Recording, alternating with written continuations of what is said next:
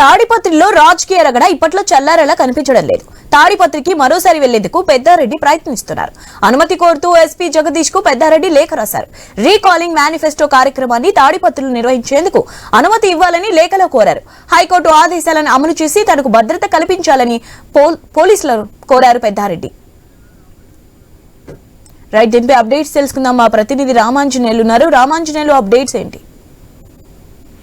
ఇవన్నీ తాడిపత్రి మాజీ ఎమ్మెల్యే కేతిరెడ్డి పెద్దారెడ్డి తాడిపత్రికి వెళ్ళటానికి ఎస్పీ జగదీష్ ని అనుమతి కోరుతూ లేఖ రాశారు. చాలా రోజుల నుంచి పెద్దారెడ్డి తాడిపత్రికి వెళ్లేందుకు ప్రయత్నిస్తున్నారు. తెలుగుదేశం కూటమి ప్రభుత్వం అధికారంలోకి వచ్చినాక అనేక సార్లు తాడిపత్రికి వెళ్ళటానికి ప్రయత్నించినప్పటికీ పోలీసులు అడ్డుకుంటూ వస్తున్నారు. అక్కడికి పెద్దారెడ్డి తాడిపత్రికి వెళితే ఘర్షణలకి చోటు చేసుకునే అవకాశం ఉంది, అల్లర్లు జరుగుతాయి అని చెప్పేసి అక్కడ మున్సిపల్ చైర్మన్ జేసీ ప్రభాకర్ రెడ్డి అనేక సార్లు ఆరోపించడం జరిగింది. అయితే పెద్దారెడ్డి తాడిపత్రికి రాకూడదు అనేది ప్రధానంగా జేసీ ప్రభాకర్ రెడ్డి అడ్డుకుంటూ వస్తున్నారు.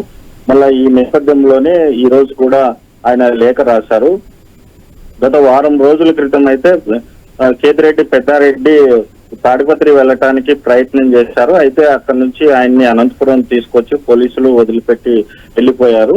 పెద్దారెడ్డి తాడిపత్రి వెళ్ళటానికి కోర్టు అనుమతి తీసుకున్నప్పటికీ కూడా ఇక్కడ అనంతపురంలో పోలీసులు శాంతి భద్రతల దృష్ట్యా అనుమతి మాత్రం నిరాకరిస్తున్నారు.